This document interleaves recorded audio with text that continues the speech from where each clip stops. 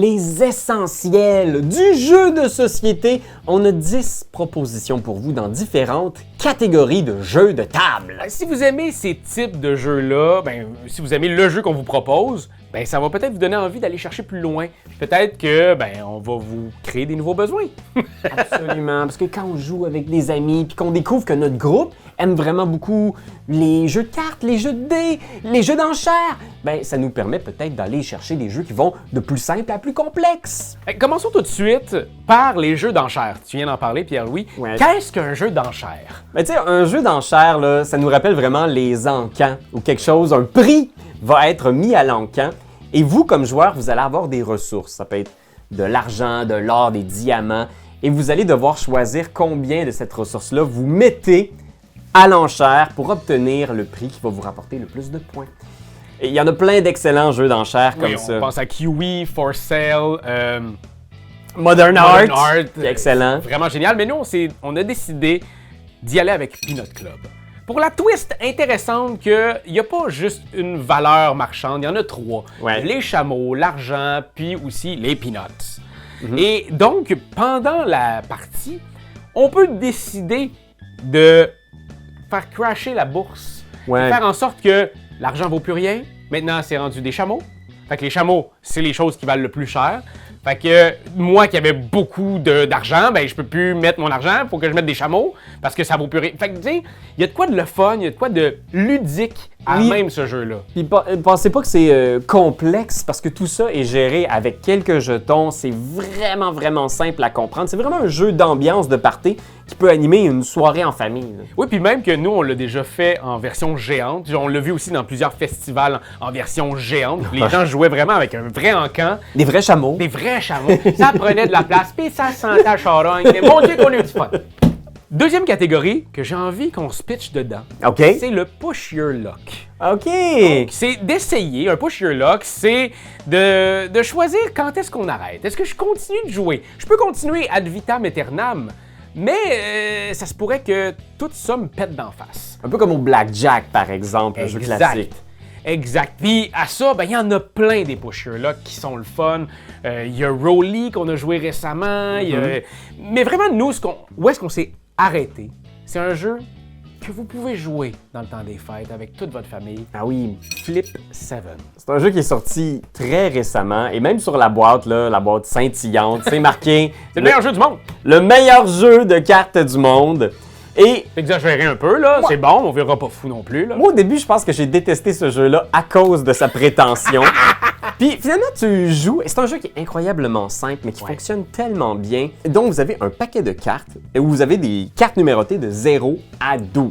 Ouais, puis les 12 sont là 12 fois, les 10 sont là 10 fois, les 5 sont là 5 fois. Fait que ça, c'est tout ça votre paquet de cartes. Puis il y a un joueur qui est le croupier, là, et ce qu'il fait, c'est qu'il va passer une carte à chacun des joueurs autour de la table. Fait que vous pouvez jouer, vous pouvez être 10.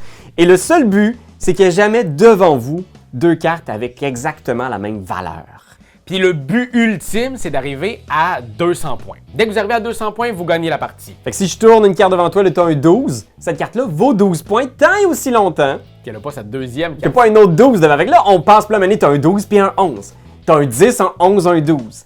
Et tu peux choisir, quand revient ton tour, de refuser de prendre une carte et de juste engranger les points. Fait que c'est comme ça, manche après manche, qu'on va accumuler les points. Il ne faut pas être trop avare. Il faut savoir s'arrêter. Ouais, puis en plus de ça, il y a des super pouvoirs. Il y a seconde chance qui fait en sorte que c'est un petit cœur de plus. Donc, ce qui fait en sorte, c'est que si j'ai 2 12, je discarte un 12, j'enlève ma seconde chance et je peux continuer à jouer. Il y a un x2 qui fait x2 à ton score total.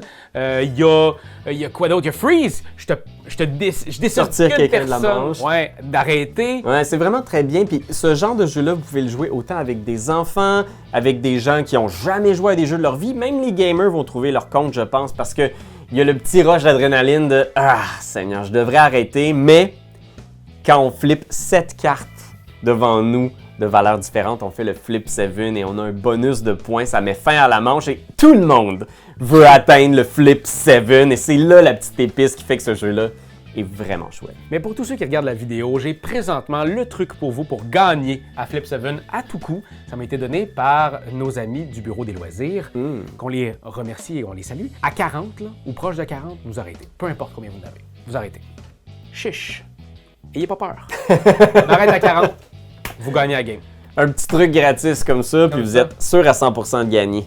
100%. Bon, ça reste que c'est le hasard aussi, mais 100%. 100% du temps, c'est du hasard. La prochaine catégorie, c'est un classique. C'est les jeux de connaissances générales. Mais c'est un classique parce que ça fait longtemps avec Cranium, quelques arpents de piège ou pierre.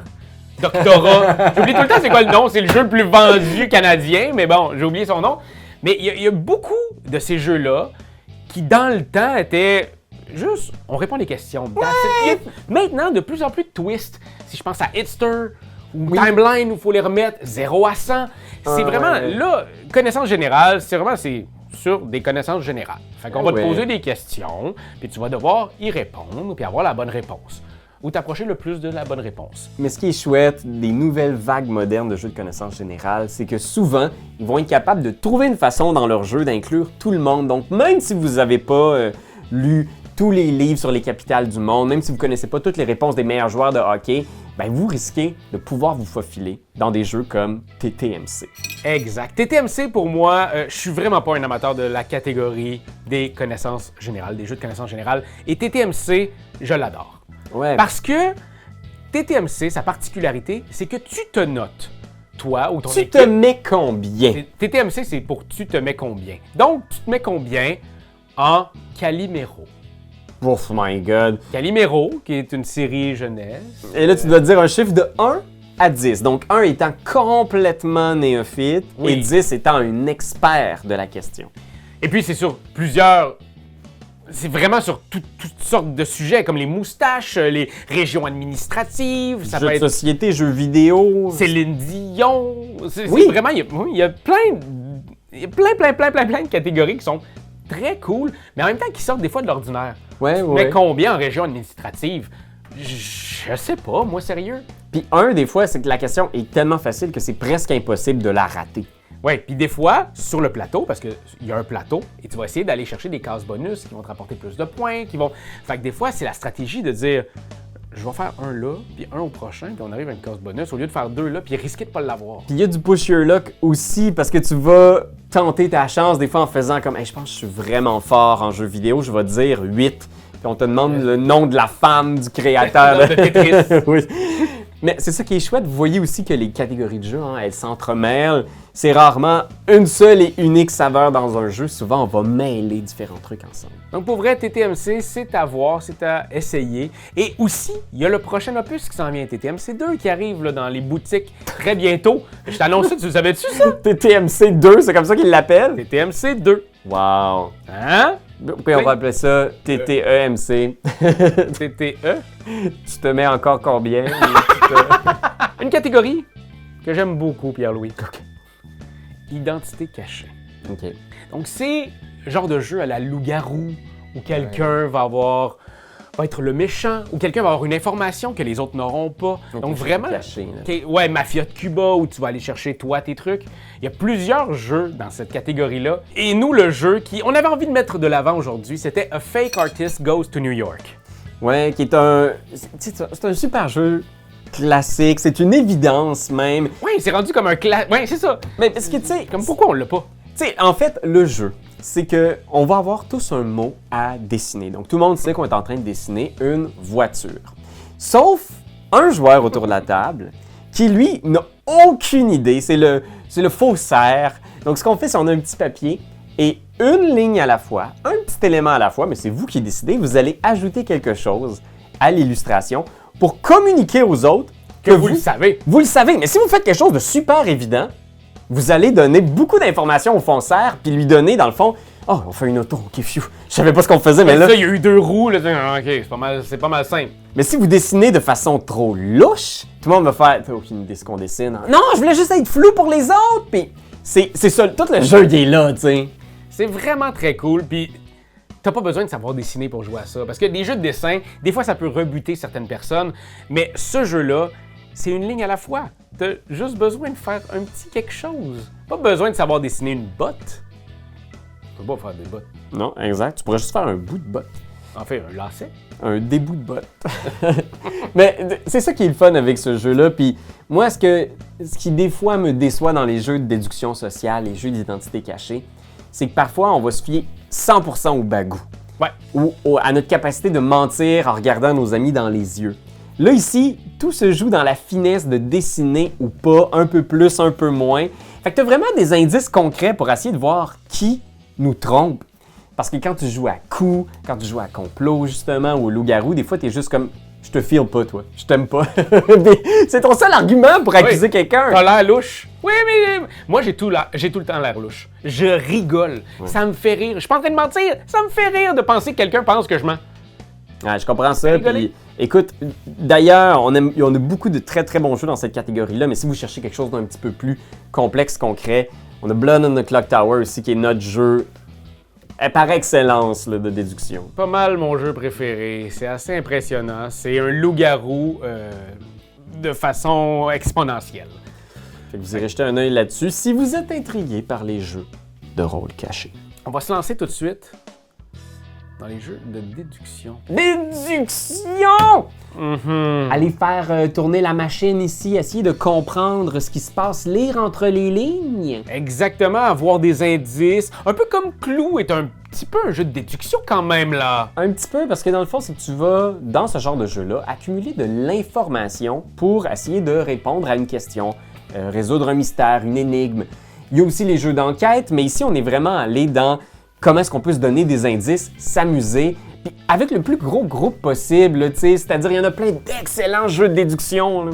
Vraiment, puis ça peut aller très très loin. Ouais, nous, on a voulu vraiment commencer par votre premier jeu de déduction. Exact, que tu pourrais jouer par exemple même avec des enfants par exemple ou en famille. Oui, et il s'agit de Just One. Bon, les enfants qui savent écrire, là. Ben oui, il y a des enfants qui savent écrire. Ça a l'air. Écoute, t'es censé savoir écrire à partir d'un certain moment. Mais oui, Just One est un jeu, pour vrai, d'une simplicité monstre. C'est un jeu coopératif. On joue tout le monde ensemble et le but étant qu'on a 13 cartes au centre de la table. Je suis le devinateur. Je prends une des cartes, je la mets devant moi puis je dis un chiffre de 1 à 5 parce qu'il y a 5 mots sur la carte. Je vais dire 2. Vous regardez tout le monde et sur 2, c'est écrit « magicien ».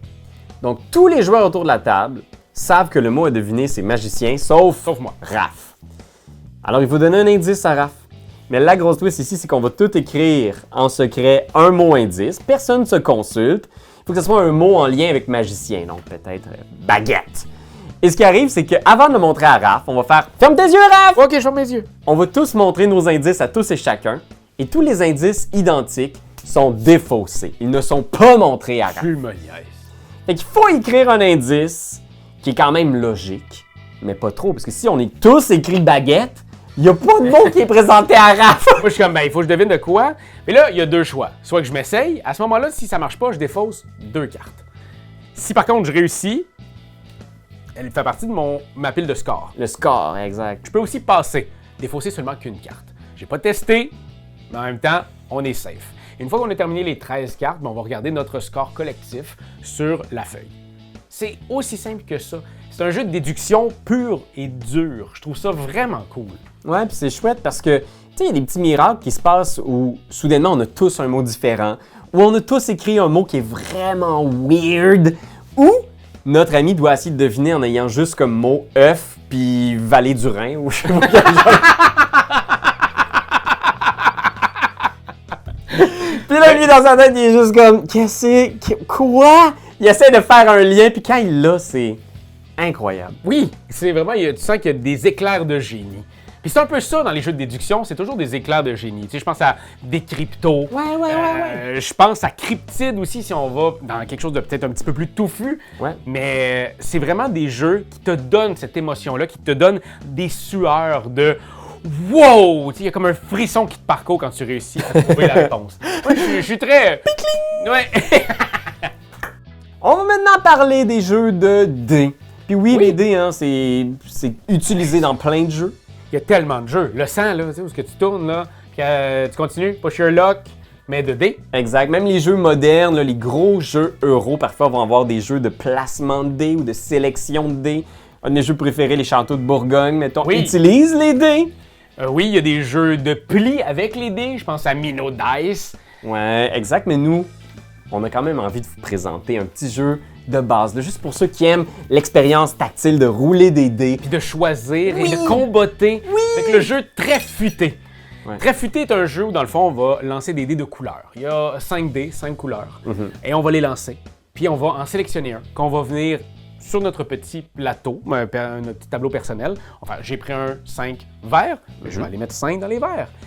Et chacune des catégories de couleurs va nous octroyer une possibilité de faire des bonus pour se rendre le plus loin possible au niveau du pointage.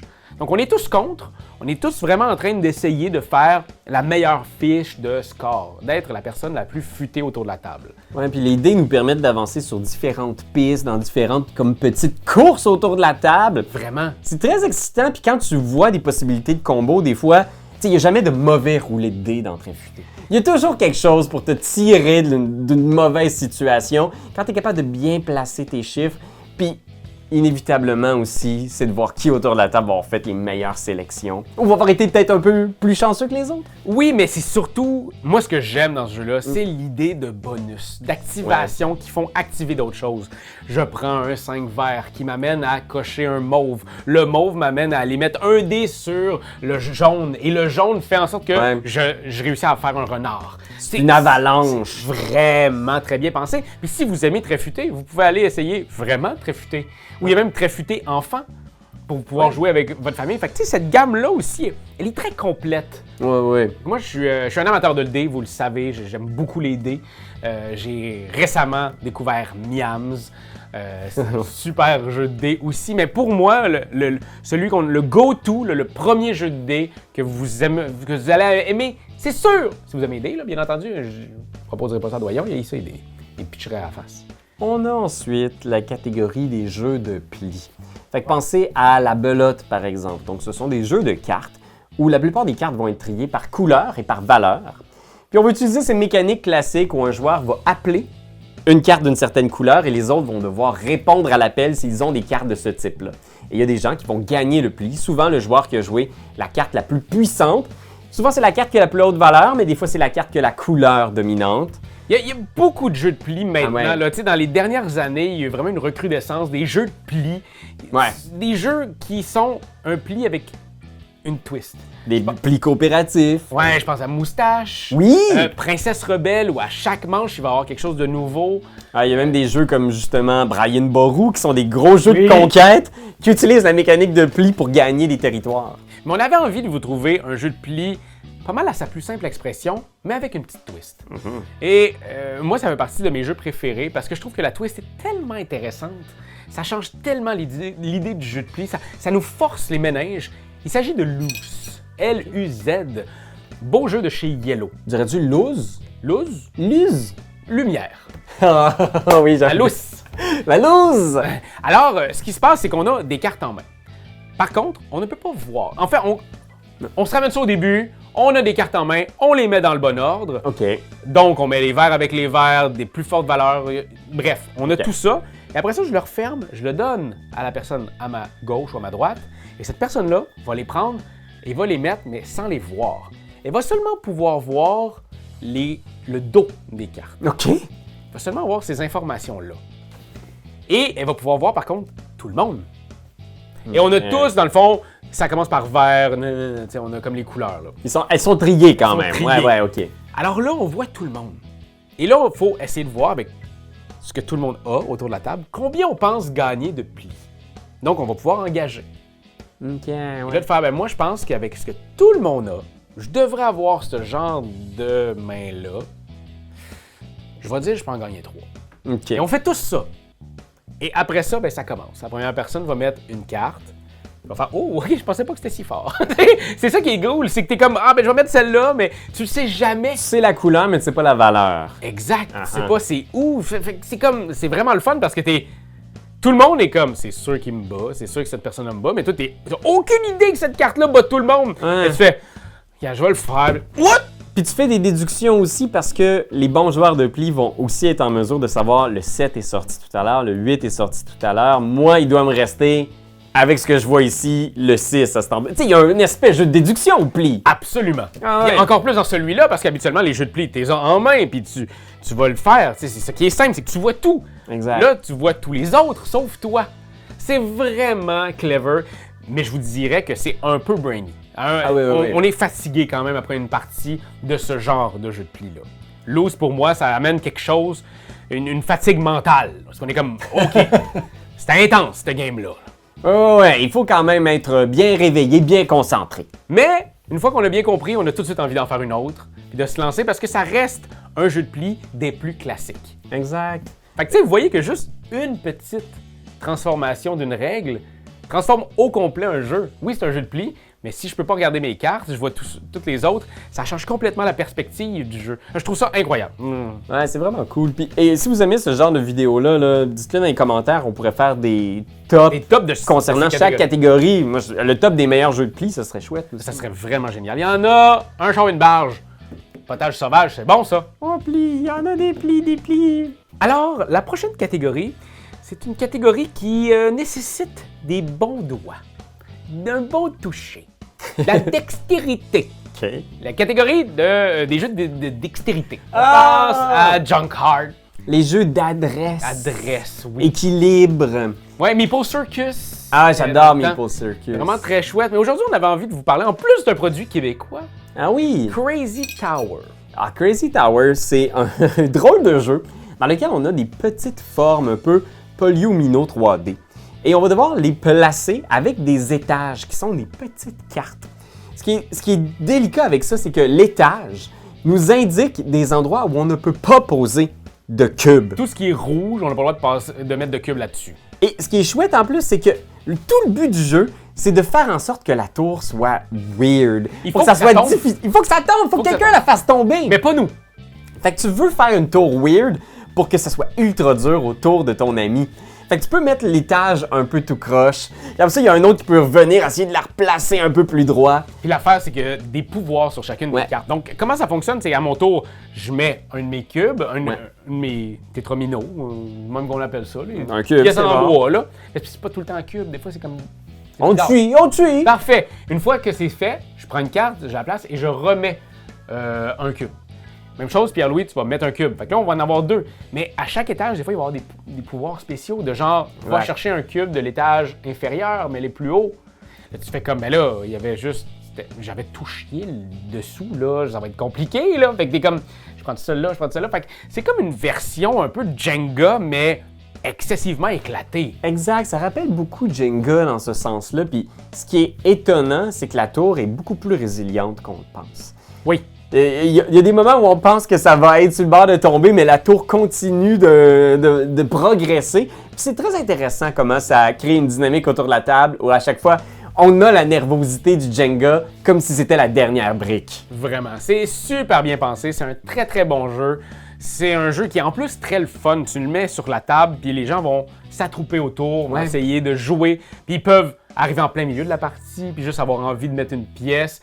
C'est vraiment chouette. Fait que, ouais, je vous dirais, pitchez-vous sur ce Crazy Tower. Ah ouais, puis pour ceux qui aiment les jeux un petit peu plus tactiques, il y avait Flick 'em Up, le jeu de cowboy. Oui, c'est tellement bon. Pitch Out aussi. Oui, Je me sais plus qui. Je pense que c'est Gigame qui faisait ça. oui, exactement. C'était vraiment bon, une espèce de concours un peu. C'est comme un paintball, mais avec des pichenettes. C'était vraiment, vraiment le fun. Puis plus récemment, il y a le chat et la tour aussi, qui est Ah oui. un jeu où on va devoir créer une tour de plus en plus haute, mais on parle quand même d'un défi de 20 tours de haut. Ça peut être presque au plafond du studio présentement. C'est vraiment intense. Ouais, c'est une belle famille de jeux. Oui, Bravo. La prochaine catégorie. ouais, il en reste juste deux, là. Puis là, moi je m'en veux parce qu'à chaque fois qu'on parle de catégorie de jeu, on utilise les termes en anglais. Ouais. Mais des fois, c'est dur de trouver un équivalent français. Mais là on l'a. Construction d'engins. Je pense que oui. Je pense que engine building. Construction d'engins. Construisez votre engin. Oui! Où est votre engin? Il est. Mais oui, on t'est. Hey, là, c'est moi qui dis que je pense tout croche, lui. J'ai rien dit, j'ai juste essayé de comprendre. Mais tu- Construction d'engin. Oui! Construction d'engin. Tableau building. Mais non, c'est en anglais, ça. Ah, c'est vrai. Construction de tableau. Hey, tu chiales qu'on le francise pas. Je te le francise. Je fais des efforts! J'essaye! J'ai plus envie ben, de te parler en français, moi de parler en anglais. Ben, so do you! On est très fatigués, on a fait beaucoup de vidéos aujourd'hui. Oui, alors, engine building. Engine Building, ce sont des jeux dans lesquels on va graduellement, en fil de partie, développer de plus en plus d'actions, de plus en plus de pouvoirs. Donc, on va commencer avec un choix d'action restreint. Et selon les choix qu'on va faire dans le jeu, bien, nos actions vont devenir de plus en plus potentes. Ouais. Fait qu'on va avoir peut-être de nouveaux ouvriers, de nouveaux bâtiments, de nouvelles façons de gagner plus de ressources, plus d'argent, puis il y a une accélération du jeu tout au long de la partie. On pense à des jeux comme Wingspan, Res Arcana, qui sont peut-être un petit peu plus touffus, mais on avait envie de vous amener... Plus mu! Plus mu, non pas touffus, mais plus mu. On avait envie de vous amener dans quelque chose de peut-être... Ben, quelque chose qui vous amènera vers les jeux un peu plus mu. Exact. Quelque chose d'accessible. Exact. Il s'agit de Splendor. Ouais. Splendor, qui est un jeu où, dans le fond, on a besoin d'avoir des gemmes, des rubis. Des pierres précieuses. Des pierres précieuses. Dans Splendor, on a une série de cartes devant nous. Ouais. Donc, on a des cartes de base, puis des cartes niveau 2, niveau 3. Et on a bien sûr des nobles qui veulent, eux, avoir tout un lot de cartes. Là. Tu veux te rendre jusqu'au noble, c'est ton objectif final. Puis à ton tour, tu vas aller chercher des jetons de pierres précieuses. Tu peux aller chercher soit... 3 différents, exact. 2 pareils, Ou l'or. ou l'or. Puis réserver une carte. Exact. Puis comme ça, tu vas gagner tes pierres précieuses, tu vas les accumuler. Mais avec ces pierres-là, tu vas acheter des cartes. Et ces cartes-là ben, représentent aussi des pierres précieuses. Et c'est grâce aux pierres précieuses et aux cartes que tu auras que tu vas pouvoir aller chercher des nobles. Ah oui, puis aller chercher des cartes qui sont toujours de plus en plus chères, parce qu'à un moment donné, acheter une carte qui vaut genre 8 pierres précieuses noires, là, t'es comme ça va me coûter une fortune, ça va me prendre 2, 4, 5 tours à accumuler ça, mais pas si t'as bien collectionné puis t'as construit un engin qui fonctionne bien. Un moteur. Un tableau.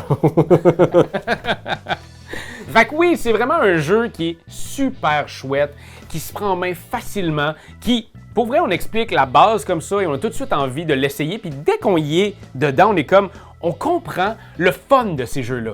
Moi, les jeux de construction d'engins me font capoter. Je trouve ça vraiment le fun parce que j'ai comme l'impression que je fais de quoi. Tu sais, on dirait qu'il y a comme quelque chose de... Bâti. Ouais. Je sens que ma partie, même si je gagne pas, j'ai l'impression que j'ai créé quelque chose. Ouais, puis ce qui est le fun, mettons des jeux comme Splendor, puis il y a plusieurs des jeux de ce type-là qui font ça, c'est que tu as des options de peut-être venir mettre du sable dans l'engrenage de la machine de tes amis. Puis dans Splendor, quand tu vois que quelqu'un part puis il vise un noble en particulier, il s'en va collectionner toutes les cartes bleues ou les cartes rouges, tu peux faire « Ben regarde, Je vais le réserver. je vais le réserver celle-là. » Ah! C'est tellement agréable de venir se donner des petits coups de coude. Pas des gros, là. Non, juste petit comme ça, genre. Noblino. Des noblinos. Puis si vous voulez savoir en plus tous les rudiments pour gagner à Splendor, on a fait un comment gagner. Marc-Antoine est parti là-dessus, parti sur une bulle pendant 2 mois et demi, puis il nous a créé la bonne façon de gagner à Splendor. Dernière catégorie que j'affectionne particulièrement, le deck building, la construction de paquets. Donc ce qu'on va faire en commençant, c'est on va avoir un paquet de cartes qui va être un petit peu nulos. Et ce qu'on va faire, c'est qu'on va dépenser les cartes qu'on a en main pour pouvoir acheter des cartes qui vont être de plus en plus efficaces et en avoir de plus en plus, puis donc que tous nos tours deviennent vraiment rentables. Ouais. Puis ce qu'on a décidé aujourd'hui de vous mettre de l'avant, ben il y a plein de jeux de construction de paquets. Il y a même des deck building, mais aussi des bag building, donc construire un... Ouais. C'est la même idée que des cartes, mais Avec dans des un jetons. petit sac, dans des jetons. Ouais. Mais là, on avait envie de vous parler d'une course. Eldorado. Ah oui! Eldorado qui est un magnifique jeu de deck building où, dans le fond, on va devoir faire une course. Ouais. Et essayer de passer à travers des dunes de sable arides et La forêt, les luxuriante et se rendre jusqu'à la fin. C'est vraiment une course. Puis effectivement, ce sont les cartes qui vont nous permettre de manœuvrer dans ces territoires sauvages. Donc on a notre paquet de cartes de départ où on a tous nos associés qui vont nous aider à avancer dans la jungle. Puis chaque espace correspond à une carte. Ouais. Fait que si tu veux passer un espace qui a 2 jungles, ben il faut que tu jettes 2 cartes jungles pour traverser cet espace-là. Fait que en fil de partie, on peut aussi s'arrêter dans des points de ravitaillement où on peut faire l'acquisition de cartes plus puissantes. Mais ça va nous demander de faire un petit détour dans notre trajet. Mais ça vaut la peine parce que ces cartes-là, c'est peut-être qu'une seule carte va être 2 cartes de jungle. Exact. Ou 3 cartes jungle qui vont faire en sorte que tu vas avancer plus vite. Fait que c'est vraiment, vraiment chouette pour ça. Puis, tu sais, c'est pas du gros deck building, c'est super accessible. Tu sais, il y en a beaucoup des jeux qui vont te demander énormément de lecture de cartes pour bien comprendre les effets. Ouais, Star Realms, mettons. Oui, il y en a beaucoup, là, puis des très très bons. Il y a même des jeux de cartes à collectionner où tu vas créer ton propre deck avant de jouer. On connaît bien Magic the Gathering, Star Wars Unlimited. Certains pourraient les mettre dans une autre catégorie, mais c'est grosso modo ce qu'on fait. Absolument.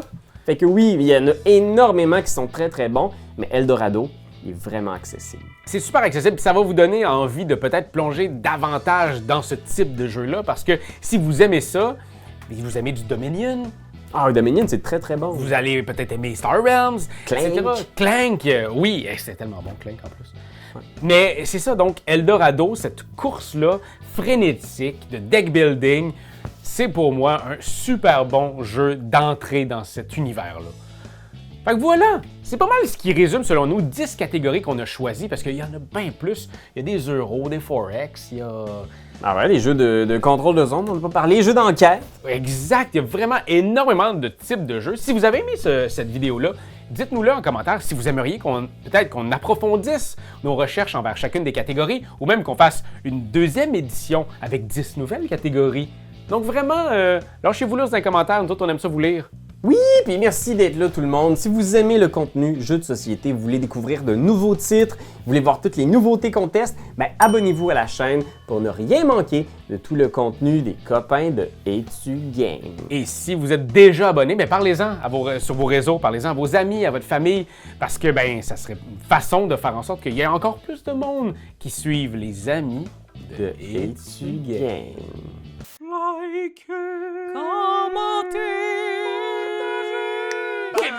C'est juste ça qu'on te demande! Hey, come on! T'as aimé la vidéo? Hey, y'en a plein ici qui pourraient être trop cool! Abonne-toi! Like donc! Pis vas-y, donne des commentaires! Des commentaires, on en veut des tonnes! Tu veux devenir mon patron? Va sur Patreon! Va sur Patreon!